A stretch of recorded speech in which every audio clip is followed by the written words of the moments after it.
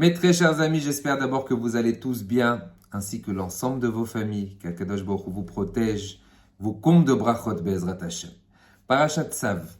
Dans tout le début de Sefer Vayikra, on parle énormément de korbanot, d'offrandes, des sacrifices qu'on devait apporter au Beth Amikdash. Pourtant, aujourd'hui, ça ne nous parle pas du tout. On n'a pas de temple, on n'a pas de Beth Amikdash, on n'a pas de sacrifice à apporter. Et nos sages nous enseignent et nous disent qu'on a le devoir d'enseigner les corbanotes à nos enfants. Que normalement, dans les plus petites classes, on essaye d'apprendre au tout début Parashat Vayikra. Toutes les parachiotes, tous les enseignements des offrandes. Mon père, qu'Akadosh Baruch Hu lui donne une longue vie, une bonne santé, avait donné cette explication.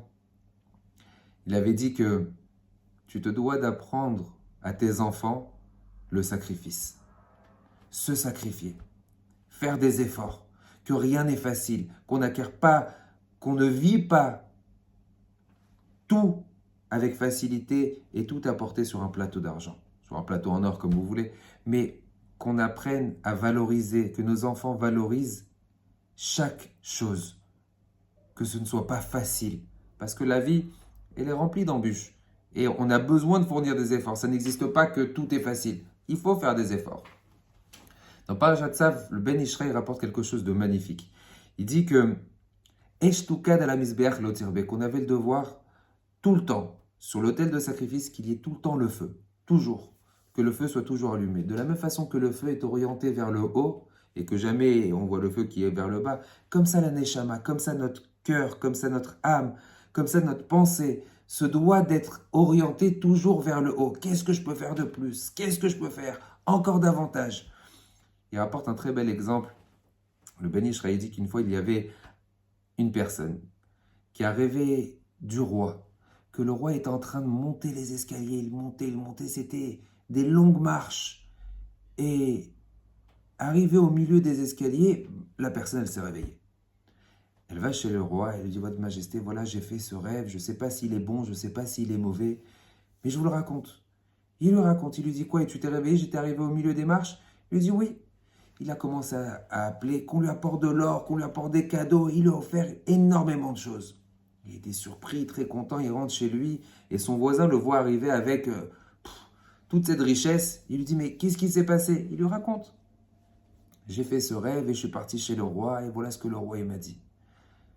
Le voisin s'est dit, attends, si lui il a rêvé qu'il était uniquement à la moitié des escaliers, il a réussi autant, il a pu avoir autant de cadeaux, alors je vais aller chez le roi et je vais lui dire que j'ai rêvé de lui, qu'il était arrivé en haut des marches. Il arrive chez le roi, il lui raconte. Il lui dit, j'ai fait tel et tel rêve. Et j'ai rêvé que vous étiez en train de monter des escaliers, que vous étiez arrivé en haut des escaliers. Vous avez tout escaladé. Le roi demande, allez-y, frappez-le, punissez-le. Il m'a apporté une mauvaise nouvelle. Alors là, il était un peu choqué. Il dit, je ne comprends pas. Comment ça se fait que l'autre, vous lui avez dit, vous étiez juste à la moitié des marches et vous l'avez tellement comblé de cadeaux, et moi, je vous dis que vous êtes arrivé tout le temps. Je dis non.